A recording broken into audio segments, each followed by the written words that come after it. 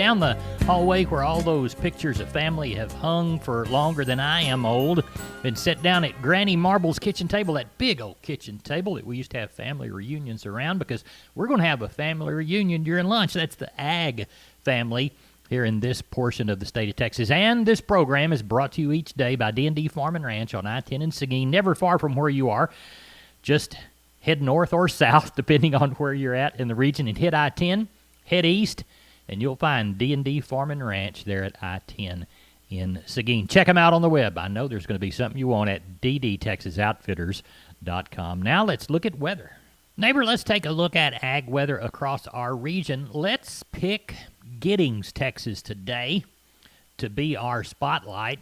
Sunny today, 80 the high, 47 the low. Sunny on Thursday the 10th, 76 the high, 62 the low, a 50% chance of rain, 2 or 3 points. Friday the 11th, they're in Giddings, a thunderstorm possible, 74 the high, 49 the low. We'll call it a 70% chance, and they might get a half an inch over there. Neighbor, let's take a look at those commodities of ag interest. Remember, we have 14 stations, plus our different social media platforms that we put our programs on. So don't use this to make a trade, because there is some lag time in between the time I read them and you hear them. March corn, 420 and a half, up 3/4. Jan beans, 11.53, even money, up 7 1/4. Jan bean meal, 378 and a half, up 1 1/2 by the ton. March Kansas City hard red winter wheat, up 6 1/2 at 5.43 and a half. Moving down to cotton. March number 2 cotton up 46 at 72.44. February live cattle up 30 at 111.07. January feeder cattle down a nickel, 137.52. February lean hogs down 25 at 65.35. December U.S. dollar index up 57 points at 91.02. Our gold contract February down $24.40 by the ounce at $1,850.60 by the ounce. In January, West Texas Intermediate crude down 31 at 45.28. Neighbor, there are your commodities of ag interest as close to the noon hours we can get. Neighbor, now it's time for a trip to Waco. Let's talk to Tom Nicoletti from the Texas Farm Bureau Radio Network. You know, that COVID epidemic's putting a kibosh on lots of things, and he's got just one other thing that it's kind of caused to slow. Tom Nicoletti. COVID and rural land sales. I'm Tom Nicoletti with Texas News and Views from the Texas Farm Bureau Radio Network. More after these messages. You're looking for soybeans that give you the yield you want. But when it comes to fighting your toughest weeds, you also need flexibility. Introducing Extend Flex soybeans. Elite genetics with triple tolerance to dicamba, glyphosate, and glufosinate. The yield you want, the choice you need. Learn more at extendflexsoy.com. Always read and follow IRM where applicable, grain marketing, and all other stewardship practices and pesticide label directions. Parenting is full of surprises. You never know what to expect. So after our son was born, I called my Texas Farm Bureau insurance agent to set up a life insurance policy in case something happened to me. Sawyer is now 2. And we'll soon have a sister. There's no one else I would trust with protecting my family. Visit Texas Farm Bureau Insurance today at tfbinsurance.com for an agent you can trust with life's most important decisions. Coverage and discounts are subject to qualifications and policy terms and may vary by situation. Many factors can impact land sales, in particular rural land sales.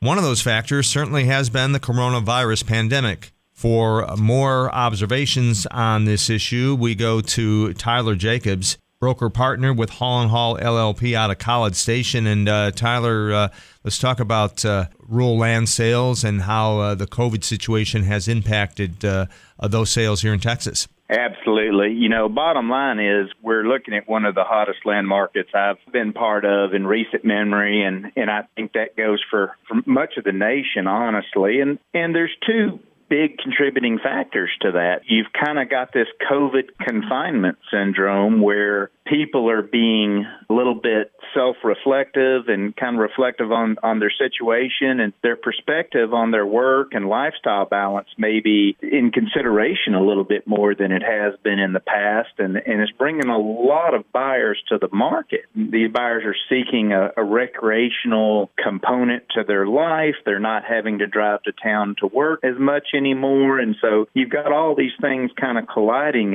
in the perfect storm. And one of those components to the perfect storm is these historically low interest rates we have from our lenders right now. So certainly land sales are heading up at this point. There's also a downside to what's going on as well in the inventory, and talk about that a bit.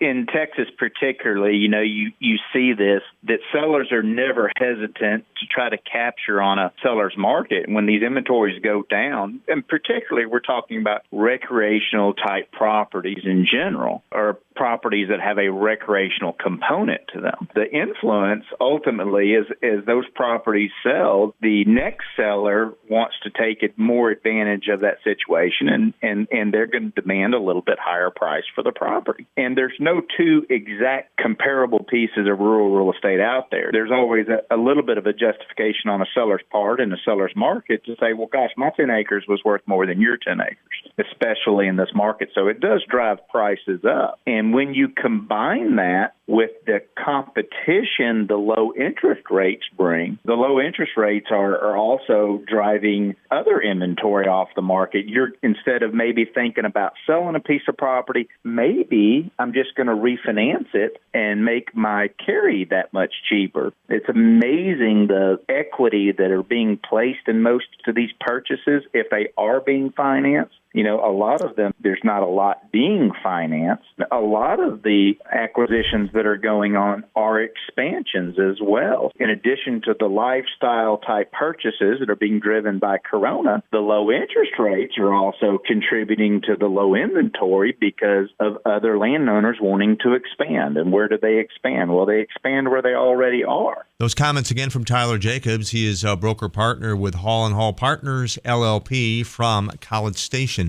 In Texas, there's pea-size hail and baseball-size hail. Guess which one hit our house? We didn't even know where to begin, but we called our Texas Farm Bureau insurance agent, and he was so reassuring. He knew exactly what to do to get our house back into shape and our lives back to normal. Now, we're even more thankful for the roof over our heads. Visit Texas Farm Bureau Insurance today at tfbinsurance.com to insure your home for Texas-size weather. Coverage and discounts are subject to qualifications and policy terms and may vary by situation. You are listening to Texas News and Views. I'm Tom Nicoletti with the Texas Farm Bureau Radio Network. Neighbor, it's time for Hop Sing to feed us lunch. Chicken fried steak, jalapeno gravy, plenty of nanny cheese rolls, and a cold cucumber salad. I'll pour the iced tea, and you folks visit with Henry Pickett before he puts that first bite in his mouth. Henry Pickett, I understand you had a good sale. Talk to the Down on the Farm family about it, please. Ended up pretty good. We ended up with 1,050, 60, and had about 200 plus cows, and everything was steady on the cows and Packer bulls, and the light calves are probably up another $5 a hundred, and yearlings were steady to $2 cheaper due to the board being down pretty heavy. Good. What was the shiniest consignment that you had come through? Oh, we probably had some 4-weight steers that brought up there 185 to 190. Good. Everything carrying a little bit more condition than it did a month ago? A lot of us got really good condition, and some of them are really, really getting down there where they need to be on some green groceries. I understand. Now, we have a feeder sale, stocker feeder, or a weaned calf sale coming? The weaned calf sale will be in conjunction with our sale next week, December 15th. We've already got several consignments of 50, 60 head of cattle that have been weaned over 45 days with 2 rounds of shots, and hopefully we'll have 300 or 400 of those to go along with our regular sale. Well, tell everybody how to get a hold of you for the sale next week, which will be the last one before the holiday, right? That's correct. That'll be our last sale for the year 2020. Tell them the phone number. Here at the sale barn, 325-673-7865, or my cell number is 940-733-8208. We appreciate you. Thank you. Thank you. We're on the line with Sam from D&D. Sam, I've never seen as much Stay Tough fence in my whole life. That's right, Larry. Right now, we have the largest supply of American T-posts and the largest supply of Stay Tough fencing in Texas. Tell us how to take advantage of all that product. All you got to do, Larry, is call me at 830-379-7340, and that's for one of our friendly staff members. Neighbor, when you hear sheep and goats in the alleyway, that means that they had a successful sale in San Angelo at Producers and Cargill San Angelo. I know they sold up into the evening. Benny Cox, how many noses did you end up counting? We usually catch about 1,000 over what we had. We started, we had 5,700, so that'd give you, somewhere in that high sixes or so. We ended up with 78.65. We caught almost 2,000 after the sale started, and that'll test you, I guarantee you. But anyway, we got along real well with the market. That thing lasted till about 9 o'clock last night. But anyway, we had 78.65. The market was absolutely crazy good. I felt like we were going to have a hard time holding this market together if it didn't stay strong all the way through the deal. We didn't sell enough wool lambs to really quote a market, but I guarantee you they'd have been firm at least if we'd had a lot of them. The few that we did sell certainly sold that away. The slaughter hair lambs, they sell from $10 to $15 higher again. And a bunch of that improvement was on those big things went over 80, and we had a good many of those. Slaughter ewes over 5 to 10 higher. Those slaughter ewes have gotten higher between Thanksgiving and Christmas last number. I can't remember how long. A lot of times you'll see those things bounce on up there and be, if you were getting 80, some would get up there close to $1. Well, we're seeing a lot of them bringing over $1. But anyway, they were 5 to 10 higher again this week. Kid goats 15 to 20 higher. On these slaughter nannies, they bring they were a good deal higher. They bring from 130 all the way up to 206, but mostly 160 to 180. Mature billies from 180 to 244. Most of those between $2 and $2.20. That dollar's out pretty well. You sell one with a big old 100. This figure at 170 pounder at $2 is $340, and then they're bringing another, $20-$30 over that. These wool feeder lambs that we did sell, some of those, we had some old big things bring 192, and some lightweights all the way up to 346. Slaughter lambs, light into those being the hair sheep type, 230 to 370. These heavier weights from 180 all the way up to 230, and that could be on those lambs that weighed over 80 pounds. Anyway, these slaughter ewes from 80 to 134. Kid goats from 240 to 368. Mostly 325 to 370. And with some of those feeders all the way up to 415. What's cattle going to do this week for us? Geez, I don't know. Oklahoma City claimed they were going to have 18,000 this week. I guess they did. That may be a record for them. That's a lot of cattle selling one day. They quoted their feeder cattle to be selling steady. Their steers were a tick higher, and their heifers, calves, and their heifer calves were firm. We may luck out and have a steadier or good. What we've seen is these lightweights, these wheat cattle, have been real stout here the last, month or so around here. Right. We've got this advertised special. Jody feels like we're going to catch a good many, thinking we might get up close to 2,000 head. We're starting off with 400, so okay, well, we could sure get there. All right, we'll touch base with Jody on Thursday evening after the sale's over. In the meantime, tell folks how to get a hold of you. They can call me on my mobile. It's 325-234-4277. The office, same area code, 653-3371. Or they can always look at the web, which is producersandcargill.com. Neighbor, now it's time for the Texas Wildlife Radio Show with Jessica Dommel. Jessica, what's our topic? CRP Sign Up. I'm Jessica Dommel with the Texas Wildlife Radio Show on the Texas Farm Bureau Radio Network. USDA's Farm Service Agency recently announced sign-up periods next year for the General Conservation Reserve Program and CRP grasslands. USDA's Rod Bain has the report.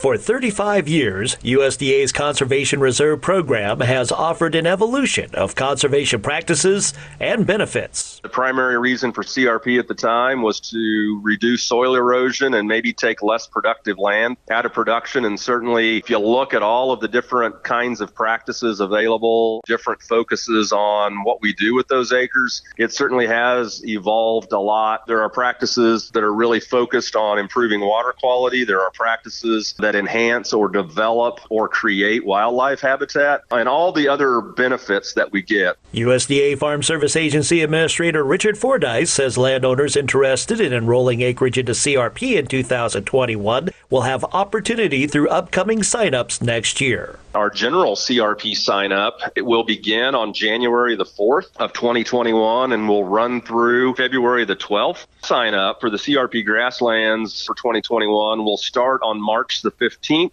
and run through April 23rd. That report from USDA's Rod Bain. Again, sign up for General CRP runs January 4th through February 12th. Sign up for CRP Grasslands runs March 15th through April 23rd. Both programs are competitive, and they provide annual rental payments for land devoted to conservation purposes. You can sign up at your local Farm Service Agency office. You're looking for soybeans that give you the yield you want. But when it comes to fighting your toughest weeds, you also need flexibility. Introducing Extend Flex soybeans. Elite genetics with triple tolerance to dicamba, glyphosate, and glufosinate. The yield you want, the choice you need. Learn more at extendflexsoy.com. Always read and follow IRM where applicable, grain marketing, and all other stewardship practices and pesticide label directions. In Texas, there's pea-size hail and baseball-size hail. Guess which one hit our house? We didn't even know where to begin, but we called our Texas Farm Bureau insurance agent, and he was so reassuring. He knew exactly what to do to get our house back into shape and our lives back to normal. Now, we're even more thankful for the roof over our heads. Visit Texas Farm Bureau Insurance today at tfbinsurance.com to insure your home for Texas-size weather. Coverage and discounts are subject to qualifications and policy terms and may vary by situation. You have been listening to the Texas Wildlife Radio Show. For the Texas Farm Bureau Radio Network, I'm Jessica Domel. Neighbor, there's cattle in the alleyway at Caldwell Livestock. Carl Herman and family.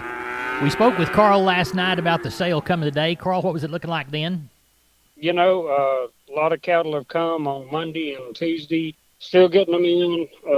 I just got through hauling myself, to be honest with you. I look somewhere between 12 and 1,400 tomorrow. I know that a lot of people are going to bring some cattle tomorrow, so I'll look for that. Maybe not as many cows as we've been having. Right. I hope that's the case. We do have a little herd sellouts, about 36 cows. There'll be 8 or 10 pairs on them. The rest of them will be palpates, but pretty nice cows. The guy sold his place. Got them. So I think we'll have a good sale tomorrow. The calves are good. The calves are in good condition, and they're ready to be bought and turned out. So we look forward to tomorrow. Tell everybody how to contact you, Carl. My number is 979-820-5349. Call the barn, 567-4119. Or for the Giddings and surrounding area, call Max Ebner at 540-8676.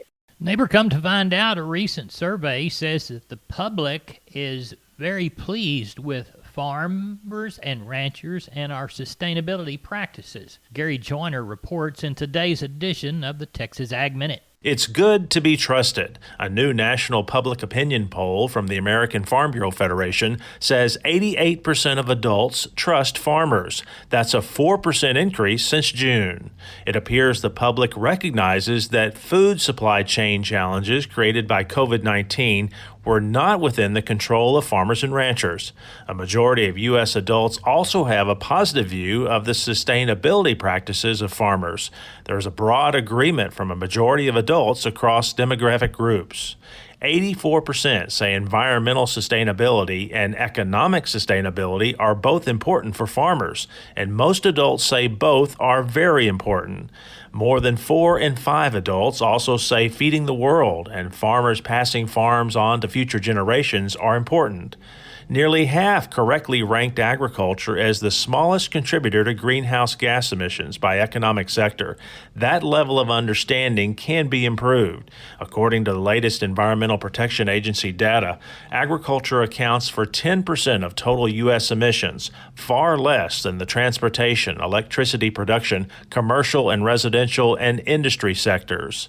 There is more work to be done, but the survey demonstrates that Americans are impressed by advancements in climate-smart farming. That should give Texas farmers and ranchers confidence going forward. I'm Gary Joyner, and this is your Texas Agriculture Minute. Neighbor, let's take a look at the grains courtesy of John Tuggle. Corpus Milo, $11.96. Yellow corn, Corpus, $4.59 3/4. Hard red winter wheat through Corpus, $6.07. And Houston beans, $11.55. We moved 14,376 bale of Texas cotton. Average price, $68.65 by the hundredweight. That's it for grains and cotton. That's it for Down on the Farm. Neighbor,